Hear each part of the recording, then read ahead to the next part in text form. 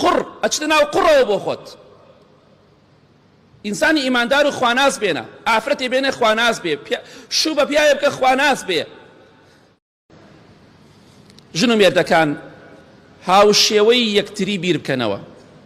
ئەگەر ژن و مێرد هاوشێوەی یەکتری فکریان کردەوە بیریان کردەوە مناڵەکانیشیان سەرکەوتوو دەبێت. بەڵام هەر کاتێک باوک ویستی بە شێوەیە مناڵ بەخێوکە لەو لاودایکی دیفاعی لێکە لە ناحەق و زوڵمە لە خراپەکاریە بێگومان ئەو مناڵە فاشل دەبێت ئەگەر خوا ڕەحمی لێ نەکا. یەکێک لە گەورەترین هۆکاری فاشلبوونی عائیلە و خێزان ئەوەیە دایک و باوک متتەفیق نین لە بڕیارەکاندا. مناڵەکەی خراپەی کردووە، تاوانی کردووە، ئیشی خراپی کردووە لەو لاودایکی دیفاعی لێکە. بێگومان ئەم مناڵە هارە بێ، ئەم مناڵە خراپە بێ. ئەمە هۆکارێکی سەرەکی ئەگەر ئەو ژنە بەڕاستی پیاوەکەی خۆش بێ ئەوەی لەگەڵا ناکە.